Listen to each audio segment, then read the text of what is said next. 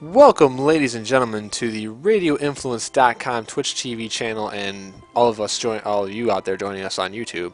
Thankfully, this is Tony Ortiz here from RadioInfluence.com staff. I am Vice President of Operations, and I am also involved in recording one of our many wonderful podcasts over there on RadioInfluence.com, the Radio Under the Influence Podcast Network. Please check us out over there. Follow us on Twitter at Radio Influence. Follow me at any of my avenues, Tony Ortiz 15 on pretty much everything. Facebook, Twitter, Xbox Live, all that good stuff. Email me, Tony at RadioInfluence.com. All that stuff will be below as well. And I'd like to welcome you into part 2 of the Endgame Final Fantasy VI guide that I am creating. Something I've wanted to do for a while now. Part 1 we talked about all of the early game stuff, all the prep work, all that, and basically part 2 is going to be the endgame party tactics, assuming you've done everything correctly already, and you know how you want to put certain characters together, how you want to set up the groups, how you want to set up the items and equipment and all that. So that's what I'm going to go through right now. So I'm going to load up my file here. Don't be intimidated by the time played. I did use the fast forward key quite a bit throughout my playthrough, especially the leveling part. I'm playing on an emulator for SNES, but this can be done on any system, of course, as I mentioned before. So go ahead and load this up.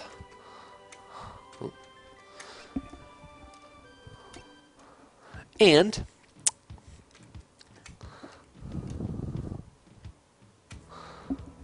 alright, there we go. And I'm just chilling on the Veld here. I was stealing items and I was, doing whatever, so I'm just going to fast forward through that here. Alright, so at this point in the game I've done a lot. Okay, I've done all the leveling. Everyone is pretty much as max as they can get. I've done a lot of stealing of items. I've done an absolute ton of Coliseum battles to get all of the items that I've stolen converted into what I need them to be.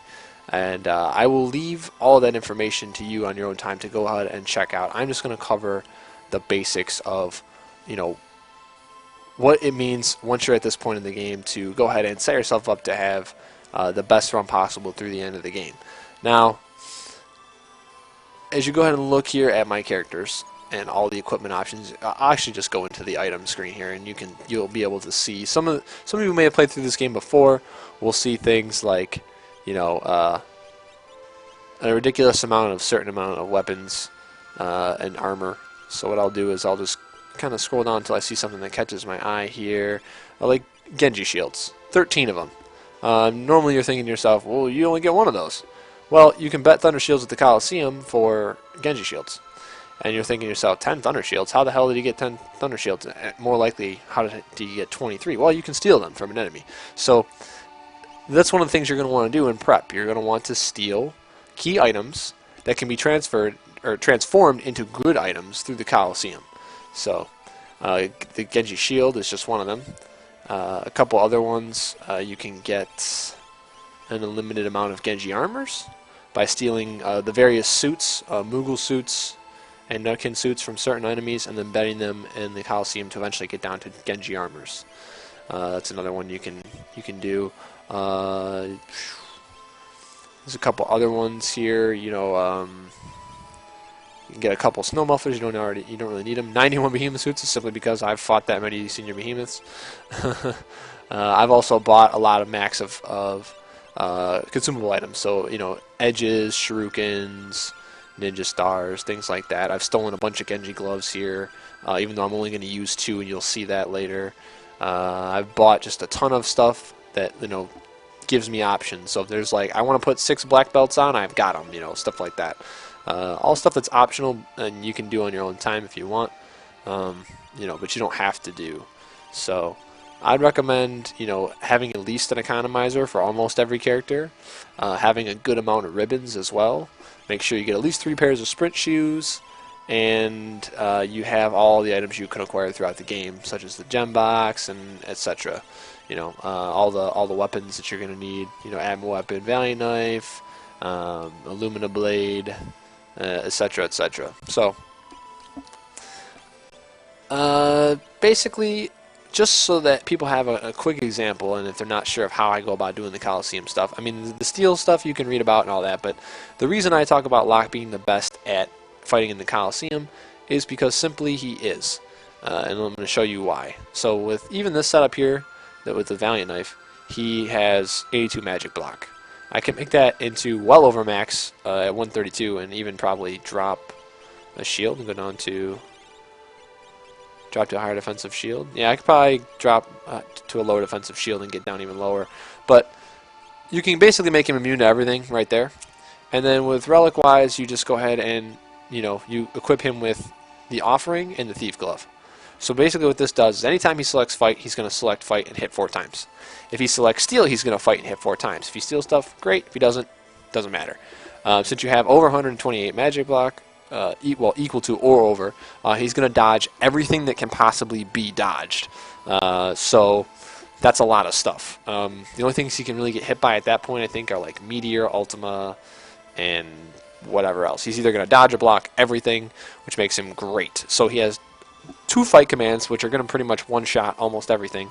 And then, if he casts a spell, he casts a spell, whatever.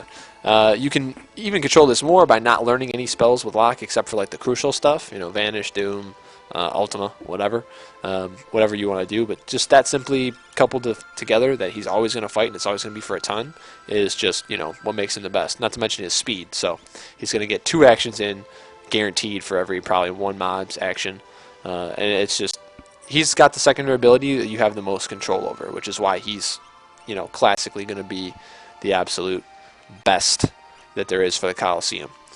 So that being said, get your stuff from the Coliseum, get all your espers. I'm not going to go into any of that junk.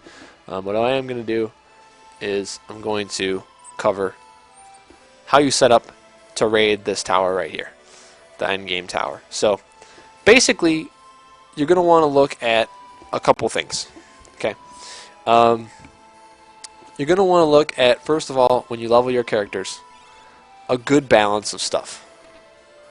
You're going to want to look at a good balance of physical and magical, in my opinion. I mean, you could really go through the game and have literally like 12 casting characters and 2 physicals if you play it that way, if you really want to. But I like having a good balance. Okay, so my Lock is physical, my Cyan is both, my Shadow is physical, my Edgar is physical, my Sabin is physical. Alright? And my Gao is both. Then, of course, my Terra, Realm, Setzer, Mog, Celeste, and Strago are all magic. And once again, Cyan, Gao are both. Okay, so knowing this is where you come into how you formulate where your parties are going to go, and how you can create maximum synergy in between the parties. And this will apply to any level playthrough. So the convenient thing about how I'm telling you to set up to attack the end tower is going to be applicable at level 30. It's going to be applicable at level 50, 70, max. Okay, so this is going to look more at each character's strengths and synergies with each other character than it's going to look at just raw power at the end of the game. All right, so first and foremost, you want to make sure you get all the necessary placements out of the way. What do I mean by necessary placements? Well, if there's something on a certain path that a certain character has to be in the party to take advantage of, you have to put them in that group. Best example is the first statue, which Group 1 fights, is going to be the only mob in the game that possesses a lore that you want Strago to learn because, well, it's awesome. It's called Force Field. Strago has to be in Party 1 to learn this. Gogo can't learn lores for Strago, so since the only character that can learn lores is Strago, he must be here to fight this enemy. That's simple. There are a couple mobs on the secondary path, or the Group 2 path, where you can steal valuable items from them. I think one of them is a Force Armor. This means Locke has to go here. Throughout game experience, it just seems like Locke is a better stealer than Gogo. And frankly, when you have 2 powerful abilities like Steal and Lore divided up, it's not a bad thing as it is. And you don't really need 2 Stealers in one party, so Gogo's not going to hear. You don't need 2 Lore users in one party, so Gogo's not going to hear. Gogo's going to go in Group 3, but let me just skip around a little bit first before we talk about where everyone's going to go. Now, those are the 2 only real necessary placements. Okay, so you absolutely have to have these characters here, set up like this. Otherwise, it's pretty flexible. Now let's talk about first who you're going to leave behind. Omero obviously is not coming. He can't do much of anything. Very little options. He's the worst character in the game. Leave him. Now, you have 3 characters that all do the same thing. and Realm, Setzer, and Mog. They all basically just cast spells over and over and over. Now, the key is, which one do you leave behind? Because you can only take 2. You only take 12 members out of your 14-member party into this. The thing is, I think you should take Realm, period, because Realm has a way higher base magic stat than these two. Okay, so she's going to have way more levels of speed factored into her character. She's going to be more useful overall when all 3 of these characters, all they're going to do all day long is just cast magic. In practical fights, of course. So I think Realm is going to go in somewhere. Alright, so she's going in for sure. Now my decision is between Mog and Setzer. I like Mog better than Setzer just because he's got a better weapon selection. Their gear selection is basically the same. And you can still pretty much rely on, you know, Mog's fight damage to be okay, whereas Setzer's fight damage is random. Okay, it's literally going to be random because his best weapon is going to be fixed dice.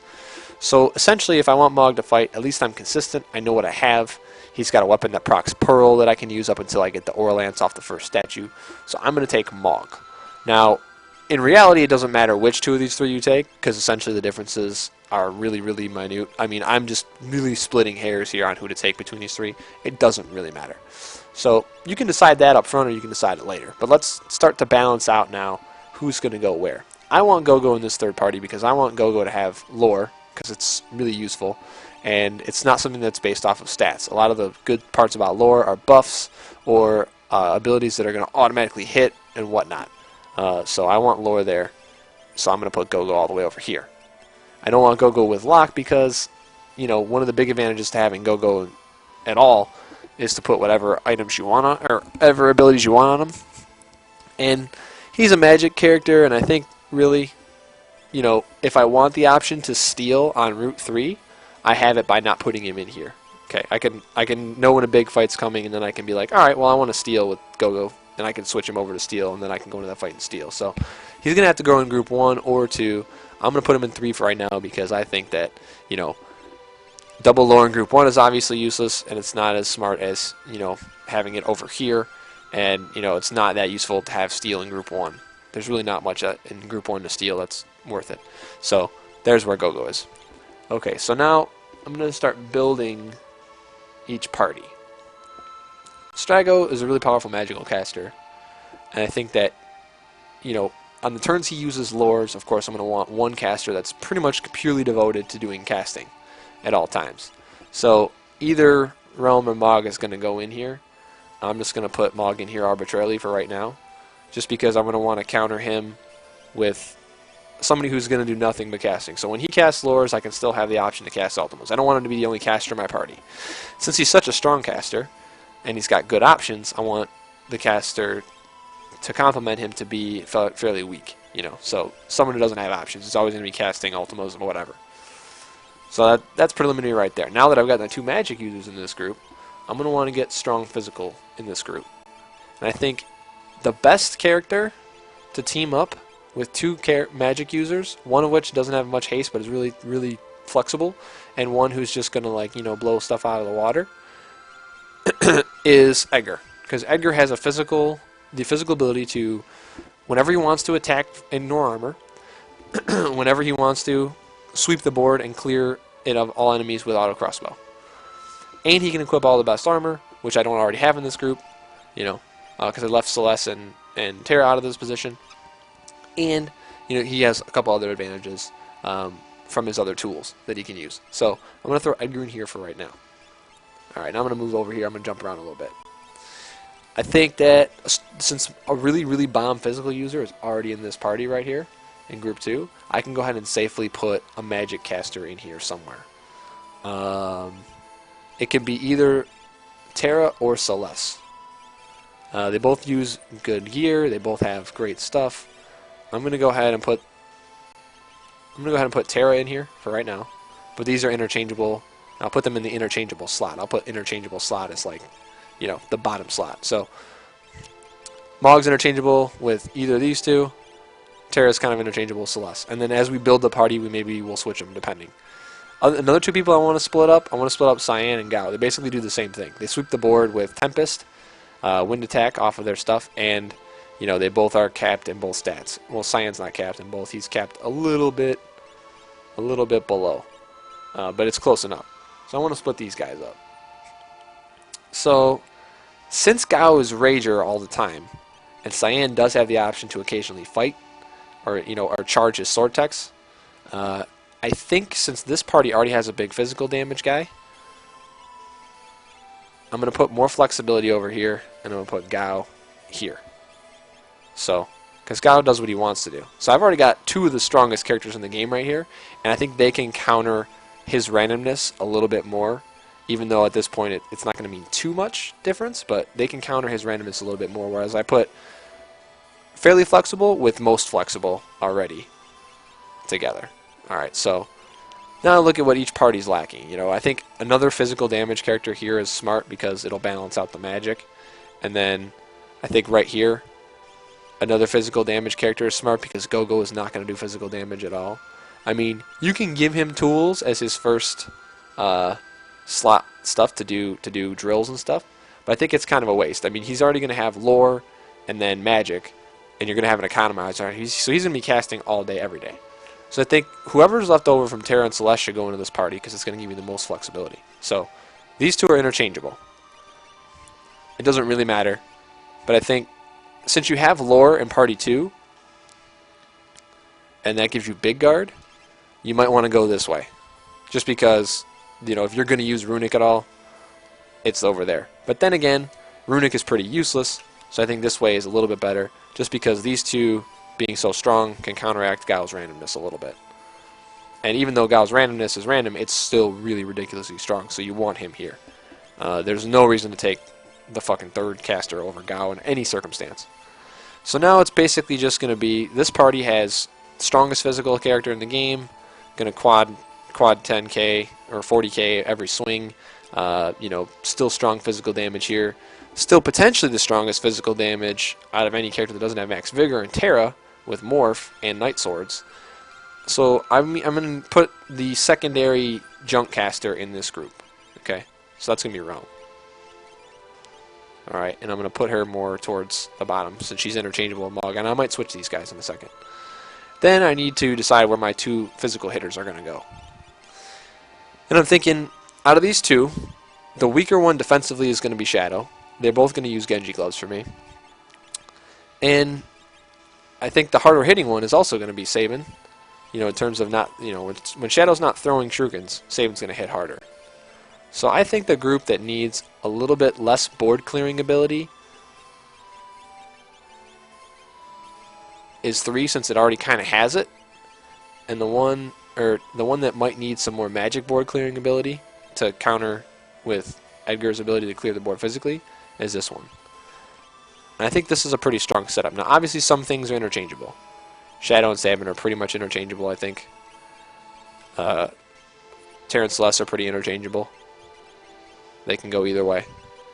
And, of course, Mog and Realm are interchangeable. And also Setzer's interchangeable in with these two.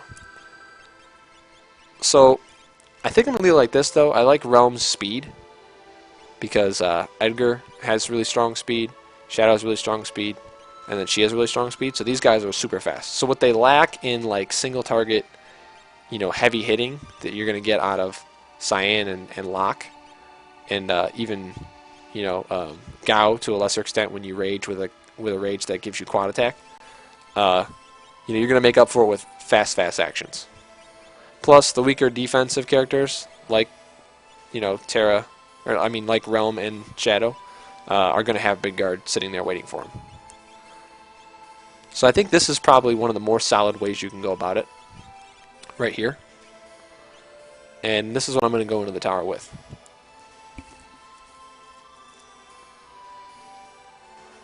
So now we're going to jump in. Just going to fast forward this a little bit for time purposes. Okay, so the first thing you want to do is hit that guy in the airship that unequips everybody. But make sure everyone is empty on everything. If you do the all members thing, you'll be clear for sure. Oh. Buttons. And, this is going to help you. You don't want anybody to have anything equipped. Okay, when you start to equip party members. I suppose you should probably do relics first.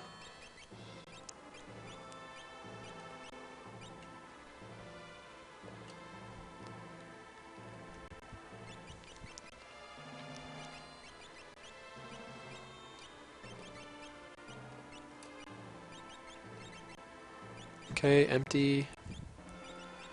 Empty. No espers. Alright. So, first thing you want to do, and it's convenient that I'm on this party, is make sure Gogo has the right shit. Alright. Tools are handy. I'm going to go lore here. I have magic, lore. I have mimic at the bottom. This is a little... You can get mimic at the bottom by rearranging your window order. I'm not going to go into that. So, really the only negotiable one, and this can go out for steel when it's a fight you know you're going to want to steal in. Or it can even go out... Steel can even go out for your number 1. You can keep magic. But this is where you're going to want to decide. He's not going to have a sword, so sword tech's out. Blitz is okay, but not as good as tools, considering you can't max a stat on him. And then there's not really anything else here that's really worth it. Rage isn't really worth it. Fight's kind of silly. You're going to have a defensive item. The only thing I could think of that can compete with tools is throw. Okay? And all throw is really going to do is give you a board sweeping attack, which you could just cast a magic spell for 1 MP instead, because he's eventually going to end up with an economizer, let's face it. Or it can give you a single target ignore defense attack. Well, tools has all that stuff built in already. It has drill, which is single target ignore defense attack. It has a physical board clear. It has a magical board clear. And a couple other things that are somewhat useful. Not really endgame, but whatever. I'm going to leave them with tools because tools just has all of the tools, for the lack of a better term. So make sure that stuff is set up on GoGo first before you start doing anything, because you will forget about that shit. Ignore espers. Everyone should know everything. I'm going to presume that you've done this already.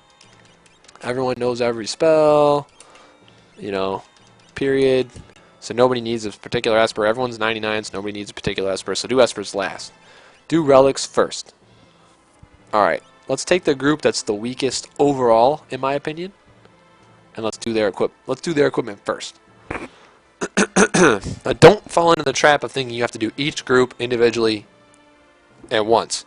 You can literally jump in between and do individual characters. Isolate in your party who's the most important character and who you want to protect. And again, all this applies to way lower level than 99. Okay, you can do this on your first tower run. You know, you can do this in a playthrough that you haven't maxed any stats at all in. So take a look at who you need to protect. The most important characters in this group are obviously going to be Edgar and Strago. So equip them first. Strago is easier, so I'd say go ahead and equip Strago first. Obviously, he's going to cast a lot of magic, and he's going to cast lures. He needs an economizer. Do you want any of that stuff being used against you at any point in time? No. Ribbon, almost always a no-brainer on characters who are really important in your party. Okay. Now, what's cool is I have enough economizers for every caster. So putting an economizer in every caster is a no-brainer. You can go ahead and hit up Realm with one of those. Shadow, as I mentioned, is going to be one of the few characters that uses the Genji glove, and I've already predetermined this. I'll leave it off him for right now, and we'll come back to that later. So from here, you pretty much have this set up. Someone's going to have to carry sprint shoes. We'll figure out who that's going to be in a minute. Now, Edgar is a candidate for the offering because he can equip some of the best, let's say, the best weapons in the game. Okay, so he's a candidate. He's not the best, though, so leave this off of him. The only other thing I would say is you have 2 candidates for the gem box in Strago and Realm. I would say leave it off of Strago because it doesn't work for his lures, and think about it on Realm. But I think this is cool. We don't need to go any further with this party right now. Let's go ahead and take care of some of the obvious stuff so we don't even have to think about it. Locke is far and away the best character to put the offering on. Put the offering on Locke. Non-negotiable for the most part. Tara's going to be casting magic. She gets an economizer. Gao's not going to be casting magic. He's only going to be using magic through rages. Doesn't hit his MP. Don't worry about an economizer on him. Mog's going to be casting magic. Hit him up with an economizer. Go ahead and move on to the next group. And don't be afraid to staggerly equip people like this, because this is exactly how you figure out what's the best party equipment setup, and you figure out what gear you have and what you can spread it out to. Okay, so Go-Go, again, I'm going to give a ribbon arbitrarily just because he's got all these options. Tools, lore, magic. I don't want any of it used against me. If he gets muddled, whatever. I don't want him to instantly die. He's going to be my, like, backup button where if I need to life to somebody or whatever. Can't afford to have him getting status affected, and he's not the kind of character, and I should have mentioned this when I talked about strategy, he's not the kind of character that can equip enough gear to have 128 magic block to make sure he's going to avoid all that crap so he doesn't need a ribbon. Give him a ribbon. Sabin, again, is going to be one of those characters I equip a Genji glove on. Now, in part 1, I talked about why I think Genji glove works on Sabin and why I think Genji glove works on Shadow. So now that I've been through all 3 groups, I'm going to go ahead and equip the Genji glove on Sabin. And I'm going to remove the gear that's not the weapons. Tiger Fangs is going to be his best weapon. It's got the best stat boost, as you can see. It doesn't have an elemental designator, so it's not going to get absorbed by stuff, and it's not going to proc an extra spell or anything like Fire Knuckle and get absorbed as well. So the Dragon Claw is a purple property, and it's not obvious, but it has it. So you want to make sure you have 2 Tiger Fangs. I'm going to flip over to Group 1, and I'm going to give Shadow his Genji glove. Now, conveniently, the game gives you the 2 best weapons for him. Stunner, Gradius. Gradius can be equipped by a lot of characters. The key thing about the Gradius is, on all the characters that can equip the Gradius, all of them have better options. That includes Realm, Go-Go, and Strago, who should be equipping Magus Rods if you have them. The key is, none of those characters are going to physically attack. So there's no point in equipping an item that has higher attack power over an item that gives you better passive stats, like Magic Block. Therefore, leave Shadow with the Gradius. The next best weapon is a pretty decent drop-off in battle power. It's 14 less, and he doesn't really have many other good options besides the Stunner. So just leave him with the Gradius. At least this way, if you do run into something that absorbs Pearl, you'll still get some damage on it because the Stunner will obviously do more damage than the Gradius, having higher attack power. And if you do run into stuff that has Pearl, you should just throw a Shuriken at it instead. Okay, so Relic-wise, that's pretty good. So let's take a look at other great relics that are going to get spread out on characters. A great filler relic, when you don't know what to give somebody, is Running Shoes. Default Haste is great. You don't really have to worry about the back guard so much as you're already mega powerful, but if you're lower level, this is probably pretty important. You might want to put this on. Someone's going to have to wear sprint shoes in the group. Safety bit's handy for people that you don't want to die, but you should generally have ribbons for this. And instant death isn't too big of a deal when you have everybody able to cast every spell. You can always have one of your physical hitters cast an emergency life too or whatever. Ribbons, of course, are just great default. I don't know what to put on this character. Put a ribbon on him.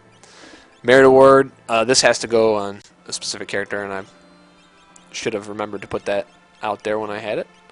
And then we'll think about the gem box for another minute. Let me take care of the Merit Award. Okay, so I've got a couple Merit Awards, and Gao needs one for sure to do what Gao does.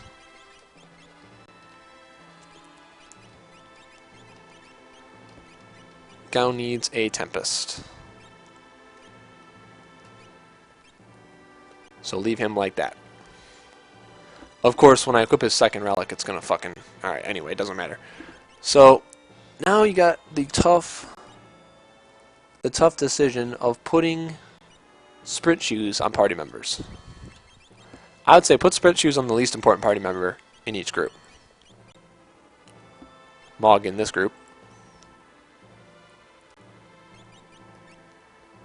This group, it's tough.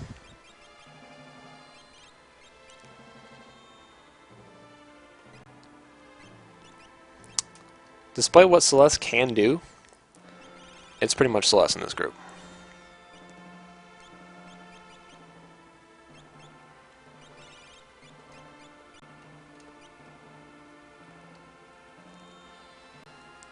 And in this group, it's obviously Rome.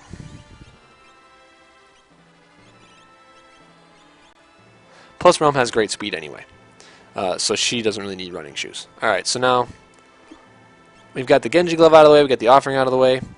Now I want to get rid of the gem box. And I'm thinking the only group that's lacking like big multiple waves of huge damage is this group.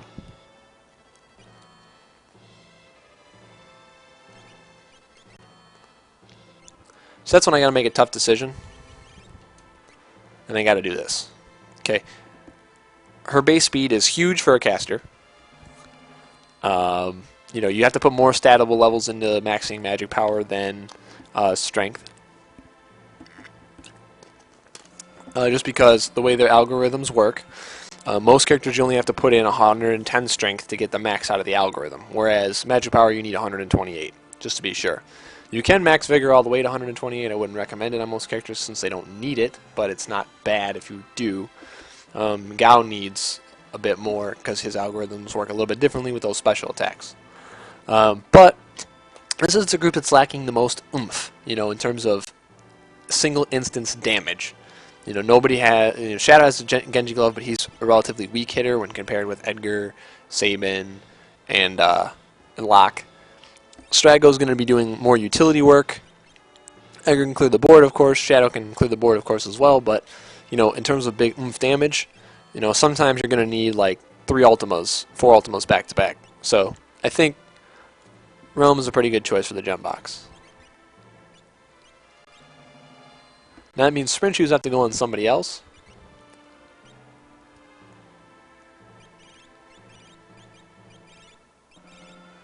So arbitrarily I'm going to put him on Shadow. I might actually though want to do something else with him to make him do more reliable damage. So I might actually end up putting them on Edgar, because Edgar's so frickin' Swiss Army knife style, he doesn't even really need like great relics. I mean, if you look at his stats, his speed is through the roof. I was able to get him huge speed, so he doesn't really necessarily need running shoes. But you know, we'll come back to that in a second. Oh, Relic. There we go. Okay, so Locke. If you need to steal stuff with Locke, he needs a sneak ring. So just give it to him. Once you're done stealing stuff with Locke, you can do all kinds of cool things. Okay, you can give him running shoes and make him even more ridiculously fast. You can give him, you know, more evasion. You can give him safe and shell with one of the rings that does that. You can give him a ribbon. Giving him a ribbon's a good idea.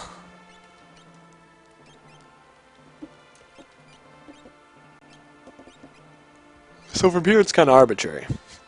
You know, it looks like I got most of the relic necessities covered. And at this point it's kind of like, well, I don't really know what relics I need on some of these other characters. And I've got options. Well, then it's a good time to actually jump to the regular equipment. Okay? So what I recommend is equipping the characters that have necessary equipment slots first. So Cyan definitely needs a Tempest. Main hand. Okay. And just look at the options each character has. Alright, so these are the armors you can equip. Here are some of the shields. Paladin, Genji, Aegis. You know, Force is at the bottom. Super strong. 50 magic evade. And you gotta think about his weapon. Well, his weapon is not gonna let him get to 128 magic block. You know, even between head, body, and shield. So, let's just move on from that. Good candidate for the Illumina and Celeste. Let's hold off on that for a second. Gogo's pretty cool because he's really easy. With the Gradius gone, there's only really one item to put on him. That's a Magus Rod. Give him a high evasion shield. Since his armor is usually weak, the Aegis shield's probably a better pick than the Force, because the Aegis gives you some better defensive options. Here you're going to probably want to grab a Circlet. Even though you have a better defensive option in the Genji helmet, since he can't max stats, Circlet gives him a bunch to each stat, including 4 to magic power, which is pretty handy. You know, you also have some other options in terms of if you want 10 more magic evade, you can go Bard's Hat. I'm going to go with Circlet though. And then for here, no-brainer, Tau Robe. More magic power, more defense, 10 extra magic block. He's pretty easy to gear. Sabin's pretty simple considering you only really have 2 choices. I have enough Genji helmets for everybody, and he's one of the only characters that can equip the Regal Crown. So you decide, do I want 1 extra stamina, 1 extra speed, one extra vigor that I don't need because I get base from my weapons and the Genji glove, and then one extra magic power, and I want extra defense. That extra defense is 8 defense, 15 magic defense. Go ahead and give him a Genji helmet, and then armor he's even more limited. The dark gear is really his only option, but it is cool because it gives him speed, which is nice, and it's the best out of what he can equip for defense. So he's an easy equip as well. I'm going to leave Cyan and come back. Okay, so Edgar, another good candidate for Lumina and Atma weapon, but remember, with tools, he's going to be doing a lot of tool using instead of attacking. There's not going to be many scenarios where you want to fight with Edgar. Considering you can control who you drill, you're going to pretty much always want to drill instead of fight. Since he doesn't have a Genji glove, doesn't have an offering, the drill is 100% a better option than fighting with any weapon. So this is where we can kind of look to see, let's give him a weapon that's not necessarily going to give him a huge attack, but going to give him massive benefit to just passively standing and doing other stuff. So if you scroll down, you'll eventually come across my favorite equipment for him, the Enhancer. Gives him a bunch of extra magic power, 7, so in case he needs to flash instead, you know, hey, he can just flash. It's not going to do max damage, but it's better than nothing if you want to hit everything that's got high defense or something. Then it gives you 20 magic block for free. That's pretty important, and if you continue down, you see some other interesting options like the Drainer, but you know, you can just, you know, cure 3 people and stuff like that, and you know, then you get down into shields and all that, and you can't wear 2 shields. If you could, I would say do that, but I really like the Enhancer on him. I think it's a really smart pick. This goes wonders to getting him max evade as well, which keeps him open and probably not needing a ribbon, which means he can be a candidate to take the sprint shoes off of Shadow's hands, and I can put a better relic on Shadow. Let's give him a really good shield, so you know, to further increase that magic block getting maxed out. Does he really need the defense from the Paladin shield? No, because he wears really good armor. So I would say you can counter that with a Force Shield. Then you again have the choice of the Regal Crown over the Genji helmet. I love the defense that the Genji helmet gives you in this scenario. You can also pick a Circlet as well. But I'm going to go Genji helmet for him. And then I have a choice. Do I want to go Force Armor and give him massive magic block? Pretty much 4 out of 5 times he's going to dodge everything. Or do I want to give him the Genji glove and give him that extra bit of defense, or Genji armor and give him that extra bit of defense and some more stats? You only have, I think, 1 or 2 Force Armors to deal with. So, since I have unlimited Genji armors, I'm just going to Genji armor him for right now. If I think I can get him even higher on the magic block, I might come back. But this is pretty solid. Okay, Shadow has really limited options for helmets. You know, there's the red cap or circlet. Circlet is overall better, just because, you know, well, I guess since it gets, the red cap gives you extra speed, and the defensive loss isn't really that bad, it probably is the way to go. Although, Shadow's one of those characters where, you know, you can take advantage of other characters' low speed by sitting in the item select screen. So if you play on active, and you know you're looking for what to throw, the speed isn't as important. So either way, you're pretty much safe here. I'll just give him the red cap just to be different. And then, you know, between Genji armor and dark gear, no real contest there. Strago, very important character. Use your second Magus Rod on Strago. To get a second Magus Rod, you bet the second healing rod you can steal. Shield, I'm not sure. He's a really good candidate for the Paladin shield. I already do have someone with really high evasion in this party, though. For helmets, he doesn't have a whole lot of options. Circlet. And for armor, he has 0 options. The Behemoth suit blows everything else out of the water. You could go Tower Robe for the extra 10 magic block, but unless you're basically setting him up with a Paladin shield, it's not really worth it. So for right now, let's just go Behemoth suit, and we'll come back to his shield later.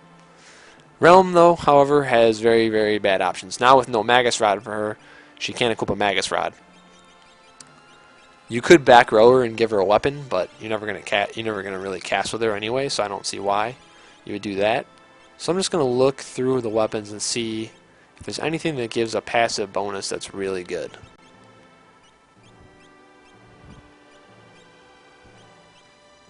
Magical Brush gives you a bunch of Well, it gives you 1 each stat. That's not bad. Rainbow Brush, however, much better. Gives you more speed.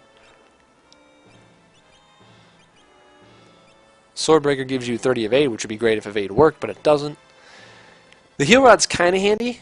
What you have to do is you have to make sure you attack your own teammates with it, and then it'll heal them. Or you can attack undead units and it'll do damage, I believe. But considering the bonus stats you get from this, I'm going to go ahead and give her that for right now. And she's again a great candidate for the Paladin Shield to keep her safe. But for right now, let's just give her a Genji Shield. You know what, I'll go back to Homeboy. And since I have so many Genji Shields, I'll just put Genji Shields in everybody I'm not sure of, and then I'll come back and look. So with her, you've got some really good options in the Circlet, Oath Veil for higher defense. But thankfully she can, and even the Mystery Veil, but she can wear the Cat Hood, which is awesome. 10 magic block, which is great. Extra speed, more speed than the Mystery Veil, higher defense. Hook her up with that. And then from here, Behemoth Suit, pretty much no contest. Although you're going to want to switch to Tower Robe, though, if you decide to go Magic Evade on either Strago or Realm. So that group is for the most part equipped, which is nice. Let's move on. Lock, no question about it, the Valiant Knife.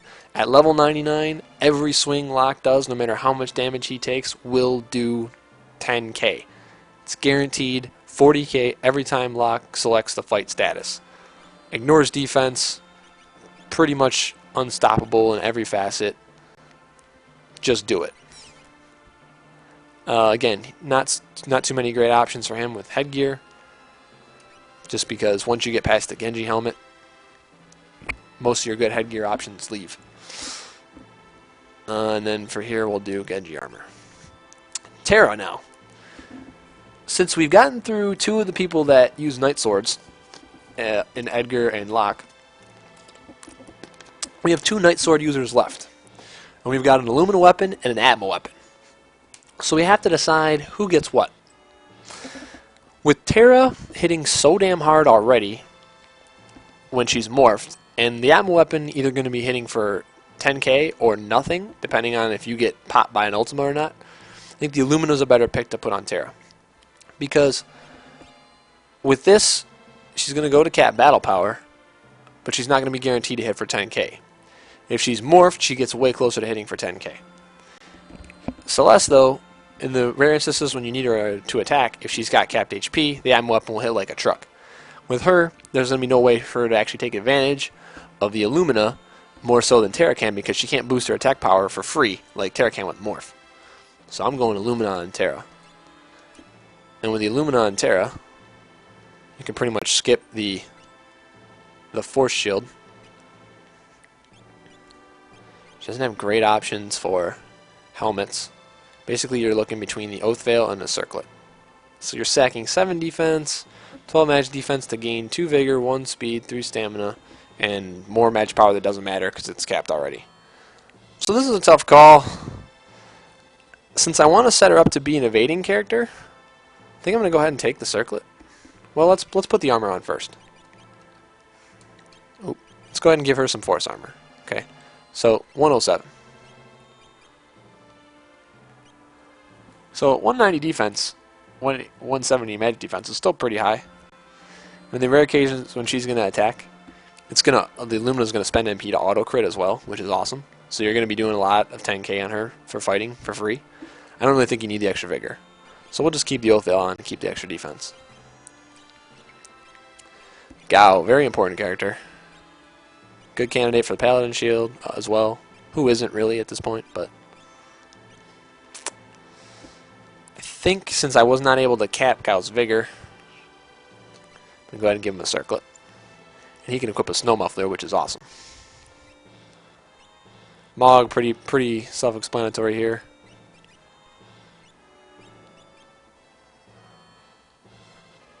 Circlet or Dark Hood. I'm going to go with the Circlet. I generally go stats over a little bit extra armor, and then Snow Muffler to be a boss. That group's pretty much set.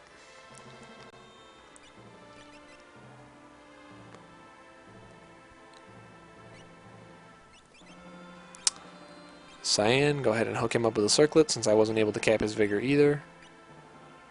And Genji armor.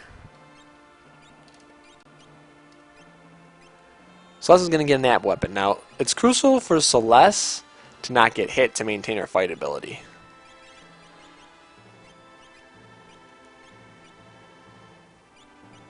Because even if she gets hit for low amounts,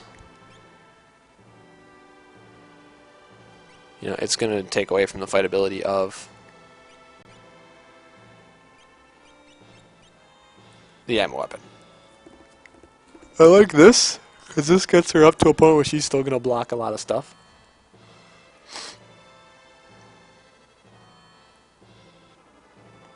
But let's wait and hold off on giving her a force armor for right now.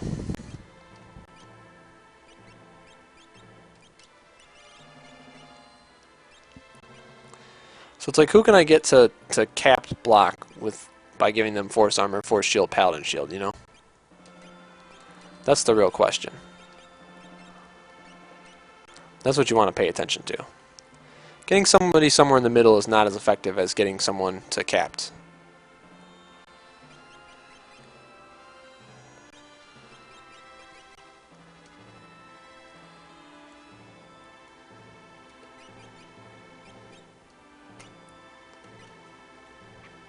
That's pretty close with Edgar.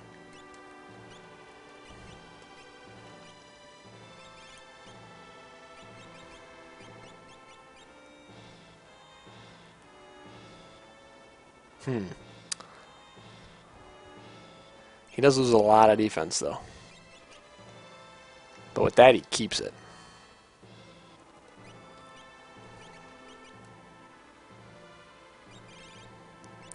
There's enough people in this party with evasion, so I'm just going to go ahead and skip to the next.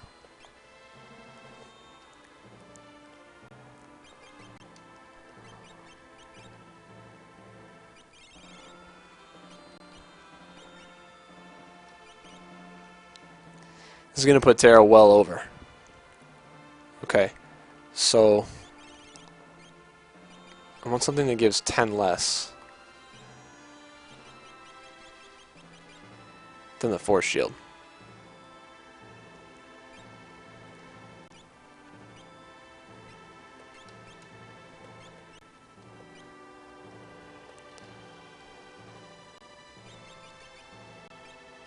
Oops. Now there's the second Aegis shield somewhere. I don't think we picked it up yet. So what I could do is I could go ahead and grab this off of him. Takes a lot away from his defense, though. I'm talking about dropping down to below 150.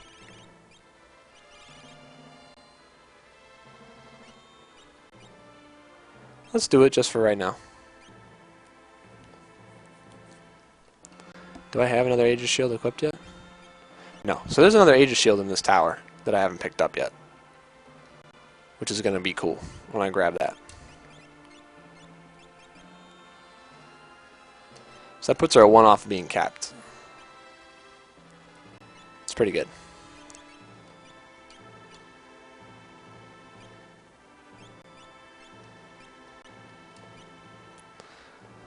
Let's go back over here. It's a Relic again. I think I like that on Gogo, despite the low defense. Super high magic defense. You can even back row him if you really want to, but I'll leave him in the front, 'cause it doesn't matter. At capped.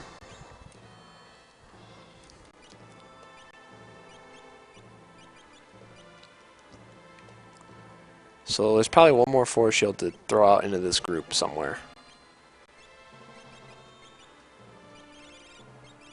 Oh, we're actually done with all the force shields. Okay, cool. So is there any armor then I haven't equipped on someone that I need to equip on someone? And that would be a no. There's no force armor left over for anybody else. So no force armor left over for anyone else. No force shields left over.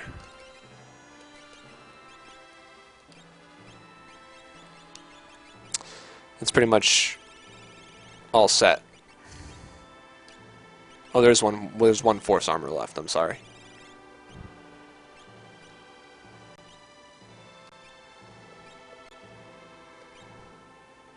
Probably going to go on lock.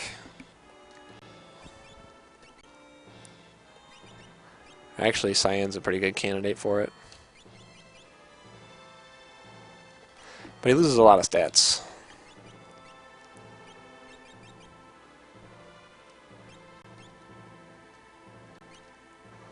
It's like, who can afford to lose stats? Lock can afford to lose stats.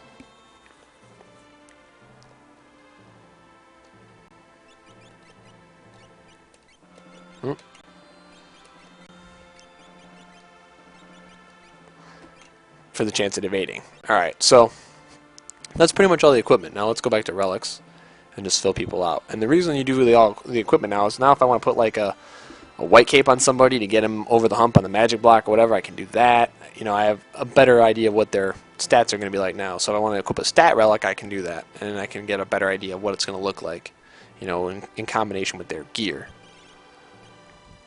So with Terra, I don't really see anything necessary. You know, she's got 100 magic blocks, so I don't really see a ribbon as necessary. So for right now, I'm just going to throw some running shoes on her. Gao is only as effective as, you know, he can be with how many times he can act.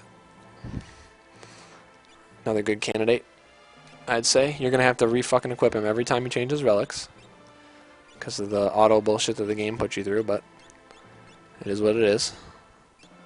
So I give him his Tempest back.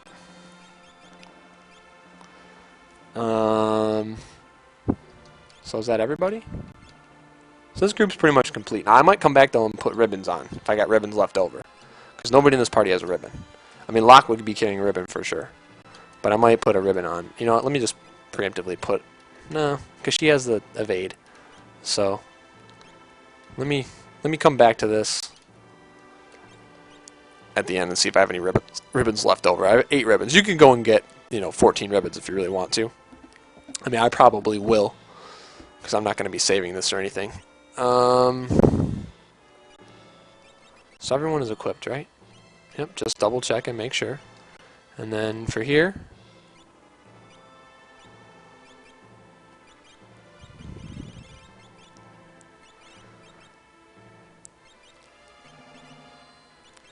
I think a Hyper Wrist is a good investment on Cyan if you don't have him capped Vigor, because then you can go back and look at his items that give him even more defense. But otherwise, there's not too much here, you know. Running shoes you don't need on Cyan because you're going to be charging. You might want to put running shoes on everybody else, to be honest.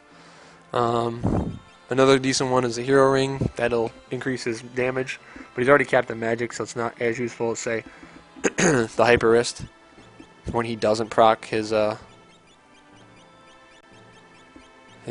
slashes. So I'm just going to go ahead and put the Hyper Wrist on him for right now. And then Sabin, hook him up with some running shoes so he can get as many slashes in and blitzes in as possible.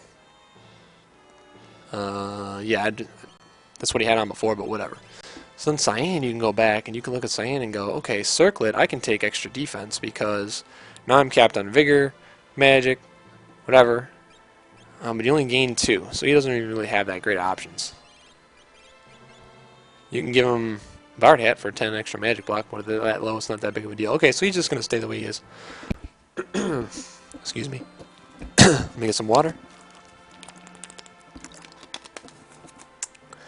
Okay. Then, that's everybody. Cool. Let's go back across.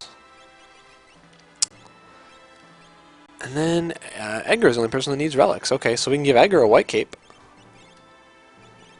And a ribbon, an economizer, really whatever we want. But that puts him to almost completely unhittable.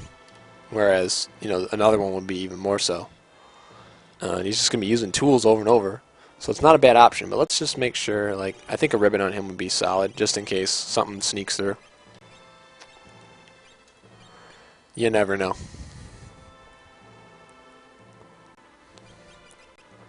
And then I'd say ribbon on lock. And then put the sneak rig on him when you know it's a fight that you're going to have to steal something with. And you know what, for Terra, go ahead and put a ribbon on her as well. I mean, they've got such good speed. You know, Gao with the running has half their speed, so the running shoes really work on him. Let me just go back to group 3, make sure there's nothing else I can change here. That would be really effective.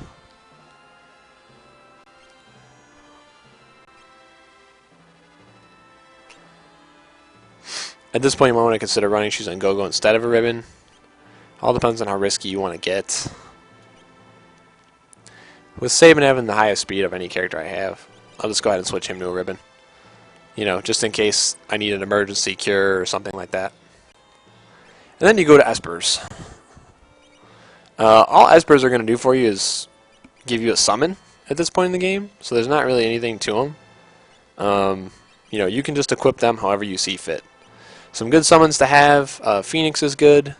I'd say throw Phoenix in the middle party where where there's no big guard to be had.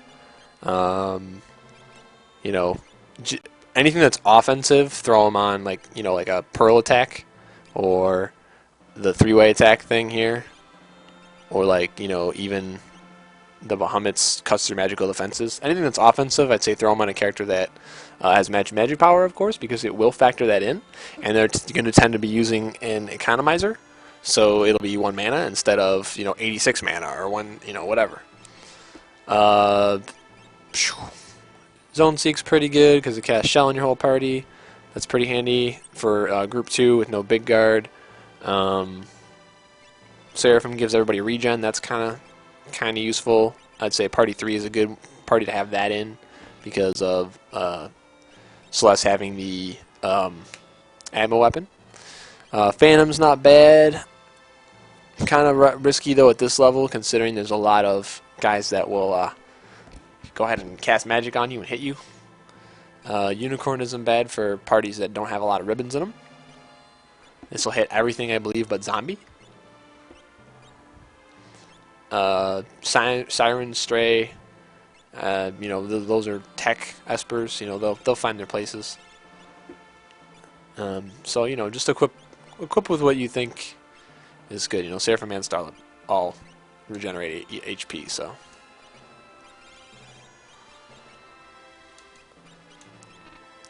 Oh yeah, Gogo doesn't get one.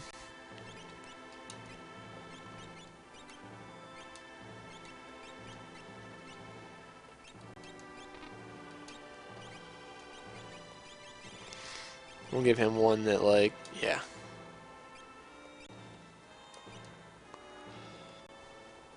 And this is not that important at all.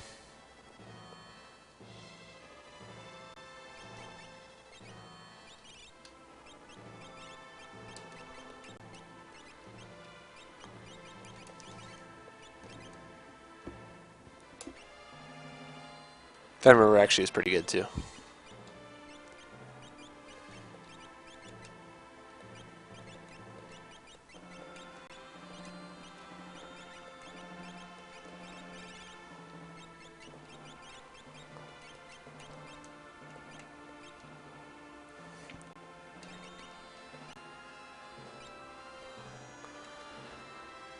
And last but certainly not least,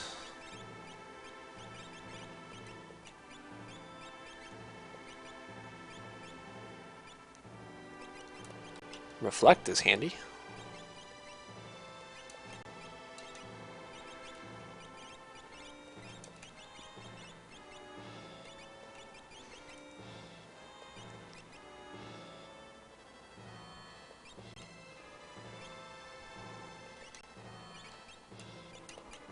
But that's obviously only going to be cast at the beginning of the fight, which is the only time when God would cast it.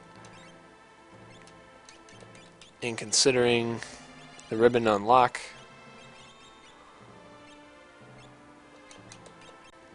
there you go. So that's basically the frame of mind you're going to go through when equipping the entire party, the formation, all that. And don't think this is locked in concrete. You can always put your own spin on it, but that's how the thought process should work. So hopefully by watching this part 2, you've seen exactly how to prep the party formation, who to put with each other, and synergies, how to equip, how to think about doing relics, equipment, and espers, and making sure that you get the most out of your gear and all the effort you've put in by leveling all these characters. So that's pretty much part 2. A lot easier, and part 3 is probably going to happen a little bit later on. Probably, I want to say, we'll go probably in a couple days. So stay tuned for that. Twitch.tv/radioinfluence.com, of course. You know, I just got too much stuff going on today to finish it up, but yeah, we're gonna do the tower run, part 3. Maybe even a little later this evening. Depends on what's going on. We might also be bringing you some fighting game lobbies and practice tonight as well. Myself and Clinton, Mr. Young Navigator Bowman on this. So feel free to follow us on any of the avenues I mentioned at the beginning of the show. A lot of them are below as well. Thanks in advance for any kind of traffic you can give us at radioinfluence.com, subscriptions to us on iTunes, checking out this channel, checking out our YouTube channel, following us on Twitter, sending us emails, checking us out on Facebook, Radio Under the Influence, and as well myself, Tony Ortiz. All that stuff. Please keep in contact with us. Let us know what you want to see. Once again, emails, tony@radioinfluence.com. Hit me up. Talk to me directly. Direct message me on Twitter, whatever you want to do. Comment on Facebook. Message on Facebook. However you want to get in contact, please do so. And we will see you guys for part 3 when I show you the ridiculousness that will be your party's run through the tower. So take it easy, guys.